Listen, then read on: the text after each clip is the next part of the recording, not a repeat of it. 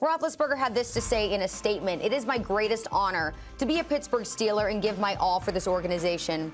I am grateful to be at this stage of my career and more than happy to adjust my contract in a way that best helps the team to address other players who are so vital to our success. I love this game and love to compete, and I believe in this team and my ability to deliver when called upon."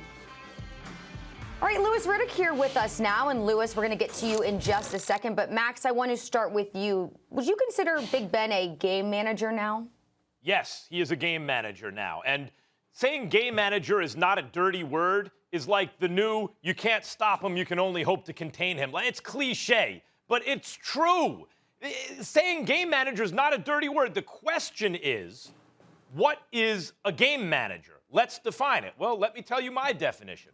A game manager can be a good quarterback. Roethlisberger is going to go to the Hall of Fame, and he can still play NFL football as a starter. A game manager takes what the defense gives them. Roethlisberger was amazing at redefining the way he played the position, reinventing himself. At the age of 38, coming off a catastrophic injury, he goes from a guy who maybe holds the ball a little bit too long and can bomb down the field to a quick read, quick release guy who maybe doesn't have that same range down the field. It's remarkable what he did to stay a competent NFL starting quarterback. Take what the defense gives him. More than a game manager is a guy who, when it may be not there for everybody, they can create it. They can make some big over-the-top play that the defense didn't necessarily give them, that they made themselves. Roethlisberger was once a player like that. He is not anymore. Not a dirty word, but a game manager, yes. It's incredibly insulting that you would call him a game manager. I don't care what your educated self tries to explain or how you try to explain it to gloss over it.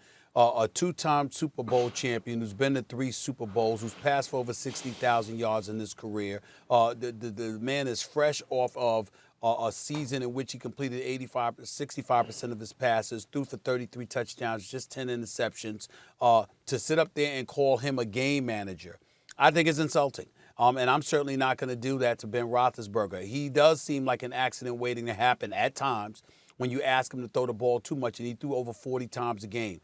But again, we acknowledge that the offensive line was suspect. The running game was non-existent. It was the absolute worst in the National Football League. And so as a result, with the wideouts that he had available to him in Claypool, in Juju Smith-Schuster, in Ebron, in James Washington, and others, this is what he had to do. They had to throw the football in order for them to have a chance, and they nosedived the last 5 weeks of the season. I totally understand that. But in the end, there's so many circumstances, as Louis Riddick has explained on many occasions, that come with winning and losing football games, that to look at his numbers and to put it on him and to reduce him to game manager status, hell no. Mitchell Trubisky might be a game manager. I mean, I'll go with something like that. Okay. Trubisky was a good game manager. He'd be a better quarterback. Excuse me. Well, again, when I'm thinking game manager, I'm not even talking about productivity. I'm talking about who they are and who they've proven to be. Mitchell Trubisky might be a game manager. Alex Smith, because he was injured and came back from it to a lesser degree, that might be the case. You know, somebody like that.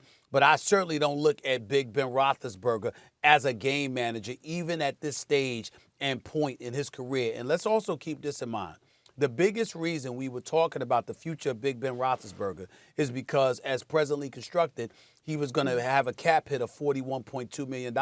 If it wasn't for that cap hit, we would not have been talking about Big Ben Roethlisberger. Oh, he's done. They got to get rid of him. We were talking about him in that regard because the numbers and the chunk of dollars that he would have available to him that would compromise their cap space was something that was just untenable, and they had to do something about that. If it were not for that, we would not be talking about Ben Roethlisberger that way. We would have been saying, hey, all right, he's their quarterback. Now they need to get somebody for the future because it damn sure ain't Mason Rudolph or Dwayne Haskins in my estimation. Let me be very, very clear about that.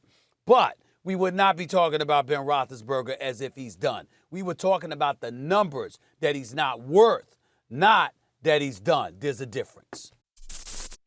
Thanks for watching ESPN on YouTube. For live streaming sports and premium content, subscribe to ESPN+.